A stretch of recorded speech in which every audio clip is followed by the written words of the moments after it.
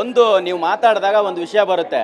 ಕನಕಪುರ ಶ್ರೀನಿವಾಸ್ ಅವರು ಈಗ ತಮ್ಮ ಬೇಜಾರಕ್ಕೆ ಮಾತಾಡ್ತಾ ಇದ್ರು. ಅವತ್ತು ಅವರು ಸ್ಟಾರ್ಗಳಿಗೆ ರೆಮ್ಯುನರೇಷನ್ ಕೊಟ್ಟಿದ್ರು, ಸಂಭಾವನೆ ಕೊಟ್ಟಿದ್ರು, ಅವ್ರು ಸಿನಿಮಾ ಮಾಡಿದ್ರು. ಸೊ ಈಗ ಒಂದ್ ರೀತಿ ಮಾತಾಡುವಂಥದ್ದು ಏನಿದೆ ಅನ್ನೋಂಥ ಪ್ರಶ್ನೆ ಇರುತ್ತೆ.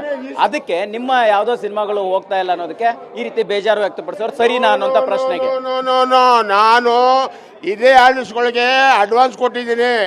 ನಮ್ಮನ್ನ ಮೂಸ್ ನೋಡ್ತಾ ಇಲ್ಲ, ನಮ್ಮ ಹತ್ರ ನಮ್ಮ ಫೋನ್ ತೆಗಿತಾ ಇಲ್ಲ, ನಮ್ಮನ್ನ ಸೇರಿಸ್ತಾ ಇಲ್ಲ. 10 ಜನ ಬಾಡಿ ಗಾರ್ಡ್ಗಳಿರ್ತಾರೆ. ನಾವೆಲ್ಲ ವಿಲೇಜಸ್ಸು, ಅಣ್ಣವ್ರ ಮನೆಗೆ ಡೈರೆಕ್ಟಾಗಿ ಹೋಗುವ, ಡೈರೆಕ್ಟಾಗಿ ಬರುವ. ಇವಾಗ ಹಂಗಿಲ್ಲ ಸ್ವಾಮಿ.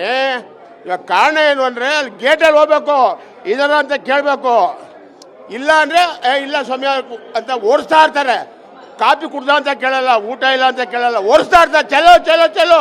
ಯಾರೋ ಹಿಂದಿಯವ್ರು ಇರ್ತಾರೆ ಬಾಡಿ ಗಾರ್ಡ್ಗಳು. ಹಿಂಗೆ ನಮ್ಗೆ ಭಯ ಸ್ವಾಮಿ ಅವ್ರು ನೋಡಿದ್ರೆ. ಅವಾಗ ರಾಜ್ಕುಮಾರ್ ಯಾವ ಬಾಡಿ ಗಾರ್ಡು ಇರಲಿಲ್ಲ ಅಣ್ಣ.